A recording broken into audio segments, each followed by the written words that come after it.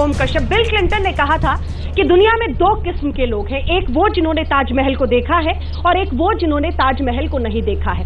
लेकिन आगरा पिछले कई दशकों से ये समझने की कोशिश कर रहा है कि उसके पास विश्व के 3 धरोहर हैं, ताजमहल, फतेहपुर सीकरी, आगरा फोर्ट। अब वो इस बात पर इतरा है या फिर मायूस हो कि शहर की हालत कैसी है, सड़कों की हालत कैसी है, पानी की किल्लत है, एयरपोर्ट नहीं है एक आगरा में। जी हाँ, जिसको देखने विश्व से लोग पहुंचते हैं ताजमहल, उस शहर में एयरपोर्ट बनाने की नहीं सोची है यहाँ के नेताओं ने। इसी पर आज हम करेंगे चर्चा। सबसे पहले तालियां हो जाए आगरा की जनता के लिए जो आज हमारे साथ इस चर्चा में शामिल होगी। हमारे साथ 4 खास मेहमान अलग अलग पार्टियों से जुड़ रहे हैं, आपका परिचय उनसे करा दें। हमारे साथ अशफाक सैफी साहब बीजेपी माइनॉरिटी मोर्चा की तरफ से यहाँ पर नेशनल सेक्रेटरी, और हमारे साथ चंदन सेन साहब हैं, एसपी से प्रभारी है ये, और भोजराज शर्मा साहब हमारे साथ बीएसपी की तरफ से हैं, और सबीर अब्बास साहब हमारे साथ कांग्रेस पार्टी की तरफ से। लेकिन मैं शुरुआत करना चाहती हूं क्योंकि उत्तर प्रदेश का राज तिलक का ये कारवां जाएगा, 1-2 बुनियादी सवाल आप लोगों से। बीजेपी कहती है मोदी साहब की लहर है उत्तर प्रदेश में, आप में से कितने लोग ये मानते हैं कि हाँ वैसी लहर चल रही है उत्तर प्रदेश में? हाथ उठाइए। चलिए, इससे अंदाजा लग जाता है कितने लोग ये मानते हैं। और यहाँ पर कांग्रेस का सुपड़ा पूरी तरह से उत्तर प्रदेश में साफ हो जाएगा, कितने लोग इस बात से इत्तेफाक रखते हैं। अच्छा, वही हिस्सा जो बीजेपी की तरफ के लिए था वही कांग्रेस का सुपड़ा साफ कर रहा है। चलिए, समाजवादी पार्टी, अखिलेश यादव क्या एक अच्छी सरकार दे पाए हैं उत्तर प्रदेश में? अच्छा, उसके लिए भी साहब, आप बीजेपी के लिए भी हाथ उठा रहे हैं, समाजवादी के लिए भी। अब तो समझना पड़ेगा क्या चक्कर है इधर। लेकिन मायावती जी बड़ी शांत दिख रही हैं इन दिनों, उनकी तरफ जाते हुए कितने हाथ दिख रहे हैं? चलिए, कुछ कोने में वहां पर भी हाथ है। लेकिन सबसे पहले मैं आपके पास आना चाहती हूँ शैफी साहब, सीधा सवाल। मोदी साहब उनकी लहर पर भी सवाल करेंगे आपसे।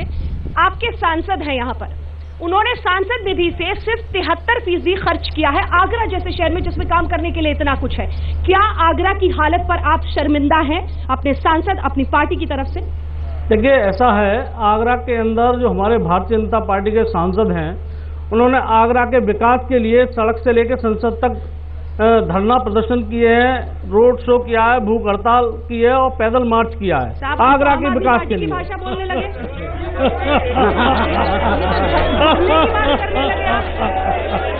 सांसद भी धरने पर बैठेगा तो काम कौन करेगा?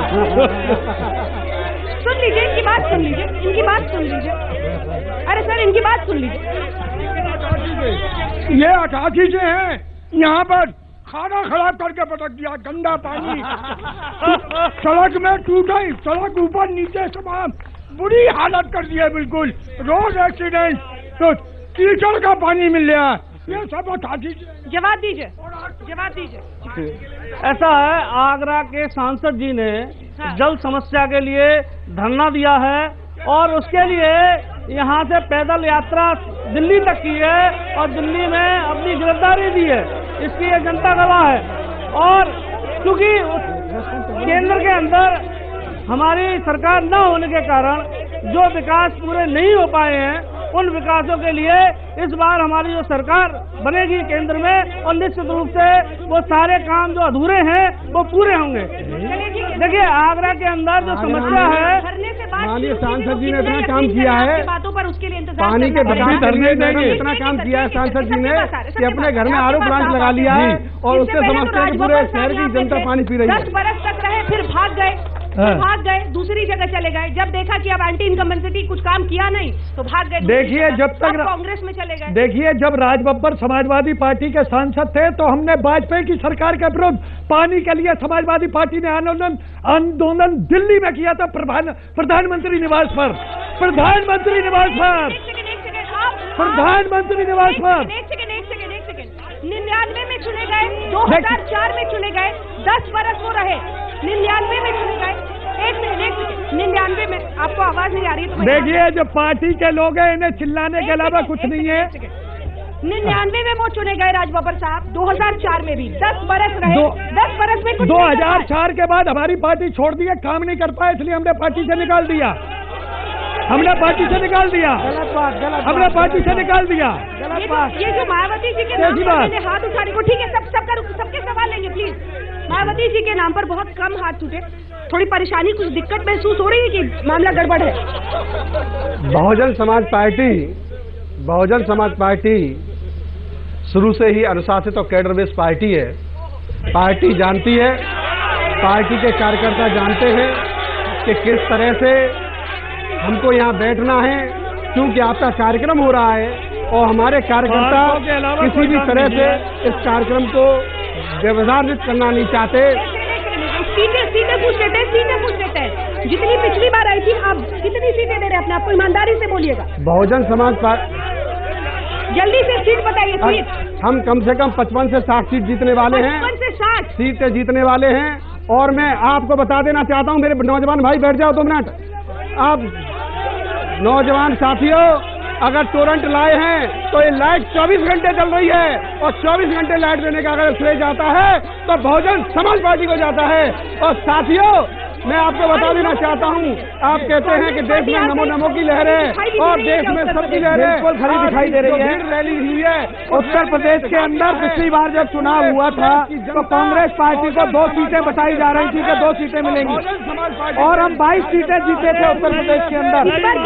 इस बार भी हम 25 सीटें कम से कम उत्तर प्रदेश में जीतेंगे। ठीक है, आपका 25 का दावा है। लोगों के सवाल लेंगे क्योंकि आगरा के लोग आप सवाल पूछना। सबके मंसूबे कौन पूछा? आप पूछेंगे। इनसे ये पूछिए, मायावती सरकार से, मायावती सरकार रही थी, कितनी महिलाओं की इज्जत रखी है? भाजपा से पूछे कितनी महिला की बहुत इज्जत रखी है इन लोगों ने? ये बहुत अच्छा महिला किया है मेरी बहनों महिला ने। बेरी खुद कांग्रेस महिला का आज चैन टूटी है। मेरी माता ने ये बहुत अच्छा प्रश्न किया है। मैं आपको जवाब देना चाहता हूँ कि महिलाओं के लिए 33% आरक्षण का बिल बहुजन समाज पार्टी के सहयोग से केंद्र में आया था। बहुजन समाज पार्टी ने उसका सहयोग किया था। मैं जो कह रहा हूँ, ये लोग जो है जब यहाँ 35 लाख की जनता को जो शुद्ध जल नहीं दे सके, ये और कितनी समस्या मेरे केवल समस्या है, केवल शुद्ध जल की बात है। यहाँ लोग 35 लाख लोग जो है यहाँ जो दूषित पानी पी रहे हैं, भारतीय जनता पार्टी नाना प्रकार की बीमारी से पी रहे हैं और कांग्रेस तो यहाँ जो है आज सांसद बन जाएंगे, चाहे वो पानी की समस्या का निराकरण, चाहे वो भाजपा की सरकार रही हो, चाहे वो समाजवादी की सरकार रही हो, चाहे वो मायावती सरकार रही हो, इन्होंने जी ने आगरा के लिए कॉरिडोर दिया और आगरा के लिए इतना विकास किया है कि 1600 करोड़ रुपए का विकास सीमा उपाध्याय जी ने कराया फतेहपुर सीकरी क्षेत्र में। और आगरा स्वच्छ लोकसभा से आगरा के लिए करने के लिए जो भी हमने योजनाएं दी, आपने क्या किया है? आगरा के लिए हमने इतनी योजनाएं दी जिसका पैसा पूरी तरीके से लगना चाहिए था, वो पैसा भी नहीं लग पाया। मैं भारतीय जनता पार्टी की बात करना चाहता हूँ। भारतीय जनता पार्टी आगरा में भी सरकार था, उत्तर प्रदेश में भी सरकार थी और केंद्र में भी सरकार थी भ्रष्टाचारियों के साथ।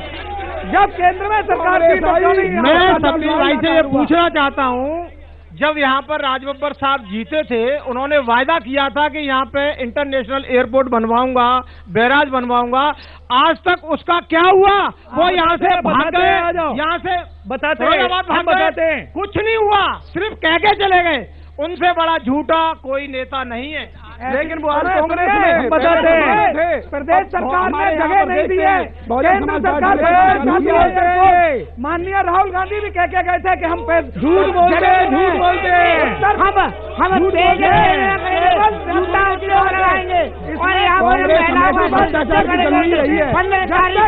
राहुल गांधी ने कहा मनरेगा और हम यहाँ पर एयरपोर्ट बनाएंगे, सब कुछ करेंगे हमारे राहुल जी का। बड़ा 5 घंटा यहाँ की जनता। राहुल गांधी समाजवादी पार्टी का अध्यक्ष है, समाजवादी पार्टी।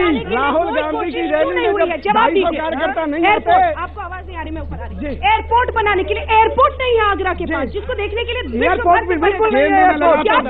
कांग्रेस की सरकार है, हम चाहते हैं कि आजाद हुआ है सरकार, हाईकोर्ट के लिए जगह भारतीय जनता पार्टी के लोगों ने शासन किया है। अगर आज हम देखते हैं देश में कहीं कांग्रेस और भारतीय जनता पार्टी के लोगों ने, देखिए हम चाहते हैं कि बात को सुना जाए, लोग बात को सुने और बात को समझे। कोई जब बात को सुनेंगे नहीं, एक दूसरी पार्टी का जवाब हम जवाब ये दे रहे हैं। हमने 500 करोड़ रुपया पर्यटन के लिए दिया, हमने आगरा में MG रोड दिया। मंत्रालय पे ताला लगा देना चाहिए ना, बिल्कुल नहीं लगा देना। बिल्कुल मंत्रालय ने पूरा काम किया, मंत्रालय पे आप ताला लगा दीजिए। क्यों लगा दें? मंत्रालय आप आगरा जैसे शहर को एक एयरपोर्ट नहीं दे सकते, तो ताला लगा दीजिए। उसका कुछ सिस्टम है, प्रदेश सरकार को पैसा दिया जाता है। हिंदुस्तान की गवर्नमेंट ने उत्तर प्रदेश को पैसा दिया। बहुजन समाज पार्टी ने अपने वायदे में देखिए, आप पिछले 10 साल में देखिएगा प्रदेश में केंद्र में जो सरकारें रही हैं उन्होंने आगरा को इतना छल दिया है और इतना नुकसान करा है। एक इंटरनेशनल एयरपोर्ट क्या डोमेस्टिक एयरपोर्ट भी हम लोग यहाँ पे नहीं मिल रहे हैं, जिसकी बहुत ज्यादा रिक्वायरमेंट है। तो हम ये मांग करते, कोई भी सरकार है, आगरा का डेवलपमेंट सबसे पहले हमें चाहिए। इंटरनेशनल एयरपोर्ट और डोमेस्टिक एयरपोर्ट हो, महिलाओं की सुरक्षा हो, युवा को रोजगार। समाजवादी पार्टी आपके सांसद साहब ने एयरपोर्ट बनाने के लिए कोई पहल की है? देखिए ऐसा है मैडम, अगर हम अपनी बात कहें तो जनता आराम से सुने और जनता कहे हम सुने, इसमें अच्छी बात। आप बर्बाद कीजिए, आप जवाब दीजिए। सवाल है कि क्या आपके सांसद ने पिछले 5 वर्षों में एक भी कदम उठाया यहाँ पर एयरपोर्ट बन सके, एक बेहतर पर्यटन हब के रूप में आप आगरा को स्थापित कर पाए? सांसद जी ने हमारे ने यहाँ से लेकर एयरपोर्ट और पानी की समस्या के लिए और यहाँ जो विकास होना चाहिए उसके लिए लगातार संघर्ष कर रहे हैं। और आगरा के अंदर अब तक जितने सांसद बने हैं उनमें सबसे ज्यादा लोकप्रिय और सबसे ज्यादा संघर्षशील अगर कोई सांसद रहे हैं तो आगरा के रामचंद्र कठेरिया रहे हैं। ये इतिहास गवाह है कि पूरे उत्तर प्रदेश के अंदर नहीं, पूरे उत्तर प्रदेश के अंदर सबसे ज्यादा विकास अगर कराया है तो डॉक्टर रामचंद्र कठेरिया जी कराया है। तो उनके पास होती है उत्तर प्रदेश की सरकार है। सबसे पहले तो मैं ये कहना चाहूंगा कि जो चारों प्रत्याशी हैं जिनकी जवाबदेही बनती है उनको आना चाहिए, क्योंकि सब फेल हैं इसलिए वो नहीं आते। बिल्कुल बिल्कुल, चारों पार्टी के कैंडिडेट क्यों मुंह छुपाए फिर रहे हैं? कांग्रेस के प्रत्याशी हमेशा आते रहे, ये तीनों प्रत्याशी नहीं आते हैं। आगरा के हमेशा वो अपना मुंह छिपाकर घर में घुस गए। आप कांग्रेस के प्रत्याशी हैं भूपेंद्र सिंह साहब, बहुत बहुत स्वागत है आपका। लेकिन सवाल यही है कि प्रत्याशी आखिर सवालों का सामना करने से भागते क्यों? देखिए, आपके इस प्रोग्राम में मैं बहुत पहले से आ गया हूं और आप ही ने हमको यहाँ पे बिठाला है, इसलिए कहकर के बिठाला है कि 3 अन्य दलों के जो भाजपा, बसपा और सपा के प्रत्याशी नहीं आए। तो क्या बात है कि जनता के सामने वो मुंह चुरा रहे हैं, उनको सामने आना चाहिए। मैं तो आपके समक्ष खड़ा हुआ हूँ और सामने बात कर रहा हूँ। किसी भी प्रोग्राम के चैनल में कभी ये लोग नहीं आते हैं, आए सामने बात करें। और जब आज से ये लोग जनता के सामने नहीं है तो आगे क्या हालत होगा इनका, इस चीज को समझना चाहिए। कांग्रेस की जमाने अच्छा, भूपेंद्र सिंह साहब क्या बाप आए हैं? आए हैं तो आपसे सीधा सवाल जवाब करते हैं। हिंदुस्तान के अंदर लगभग 55 साल 2004 से लेके इतने बरस हो गए, ये किराए की भीड़ यही चिल्लाती है। फिर एक एयरपोर्ट तक बनाने की पहल आप लोगों ने क्यों नहीं की? केंद्र में हमारी सरकार है, केंद्र की सरकार की वजह से यहाँ पे गंगा पेयजल प्रोजेक्ट जो आज की 2700 करोड़ का प्रोजेक्ट है वो हमारे द्वारा मिला। इसके अलावा एयरपोर्ट के लिए स्वीकृत हो गया है, उत्तर प्रदेश सरकार जमीन नहीं दे रही है। तो ये सब चीजें हमारी केंद्र सरकार दे चुकी है आगरा के लिए। एक मिनट बैठ जाइए सर, मैं आपके पास आऊंगा। आप बैठ जाइए, आप लोग प्लीज बैठ जाइए।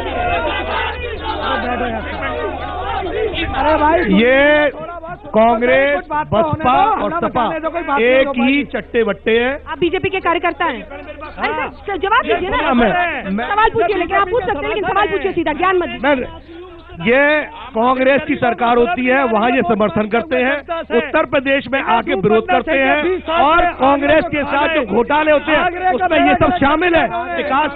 विकास का पार्टी के सांसद थे, उन्होंने विकास के लिए क्या किया ये महत्वपूर्ण है। मैं चाहती हूँ कुछ लोगों के सवालों में आगरा का सत्यानाश भारतीय जनता पार्टी, समाजवादी पार्टी से रानी पच्चलगा सिंह सांसद हैं, संसदीय चुनाव लड़ रही हैं। उन्होंने इतना विकास किया है कि फतेहपुर सीकरी ब्लॉक में नलकूप जो लगे थे, पूरे उत्तर प्रदेश में 450 नलकूप कहीं नहीं लगे हैं, नहर परियोजना कहीं नहीं लगी है। जो विकास राजा हरपंत सिंह बदावर ने किया है वो कहीं भी पहले फिरोजाबाद लोकसभा में लगता है, आज फतेहपुर सीकरी में लग रहा है। जितना विकास उन्होंने अपने क्षेत्र में किया है तक किसी भी, जब से देश आजाद हुआ तब से आज तक कोई विकास नहीं हुआ। परियोजनाएं जो होनी चाहिए, परियोजनाएं कागज में रह जाती है, कागज में रह जाती है। आप सवाल आइए सर, आगे इधर भाई, पर्यटन की दृष्टि से आगरा विश्व के पटल पे एक अपनी अलग पहचान रखता है। उसके बाद इतने एमपी रहे, उन्होंने आगरा की आवाज को लोकसभा में क्या उठाया और क्या समस्याएं की।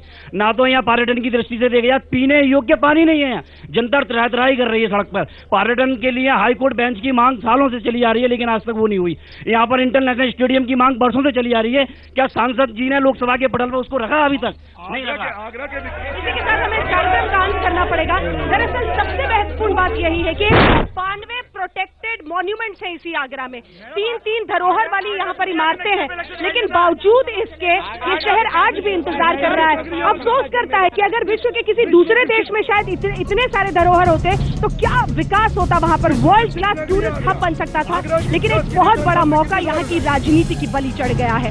राष्ट्रतिलक में आज का कार्रवाई यहीं पर, कल हम पहुंचेंगे मैनपुरी और फिर देखेंगे कि मुलायम सिंह यादव की मैनपुरी क्या कहती है नेताओं के बारे में। आप देखते रहिए।